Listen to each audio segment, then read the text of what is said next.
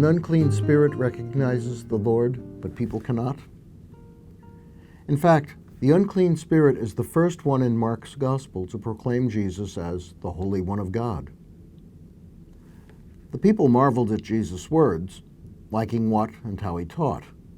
They focused on his message. It's easy to imagine them discussing his teachings for days. In fact, some folks have been discussing them for 2,000 years.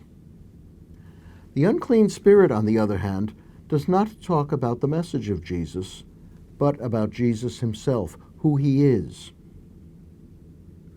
Scientists speak of antimatter, the absolute opposite to matter. Contact between matter and antimatter results in the annihilation of both.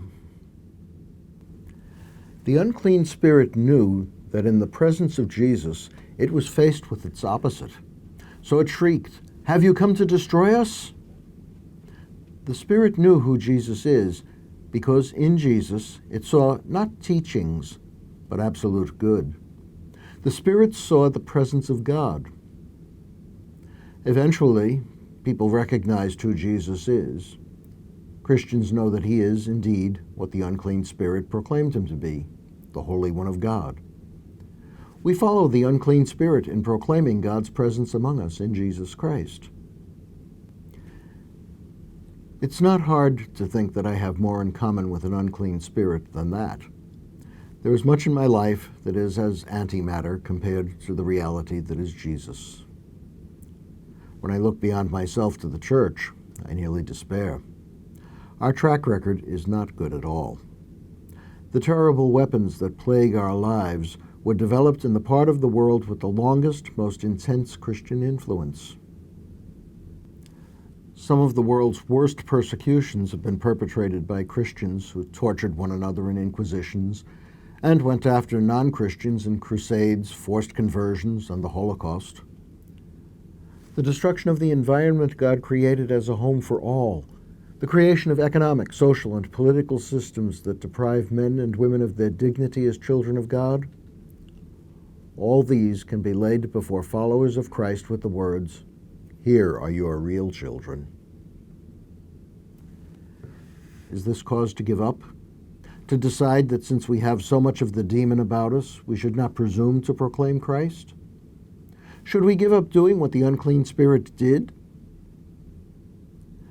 The rest of the world is no less soiled and sordid than we.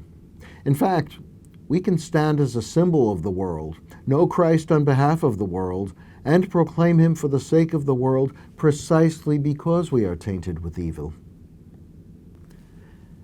It is when I recognize how far I am from the goodness of God that I can understand the awesomeness of God's love.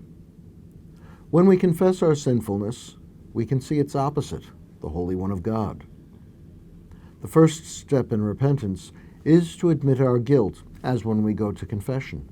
We admit our faults and failures out loud, making them painfully and embarrassingly real to ourselves. Then we are presented with the sin-overpowering love of God when we most recognize our need of it. And we come to a key difference between ourselves and the unclean spirit. The demon feared. We rejoice because we know that Christ, the Holy One of God, is only our opposite in terms of evil.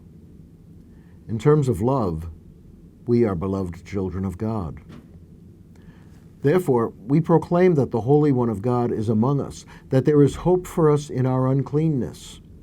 We proclaim, like the Spirit in the Gospel, that Jesus is the opposite of our sinfulness. It might even be proper to say a grateful prayer for that Spirit, that it too might know Christ, not as its enemy, but as the love of God offered to all us unclean ones. Perhaps in God's mercy, we and that Spirit will one day share the joy of heaven.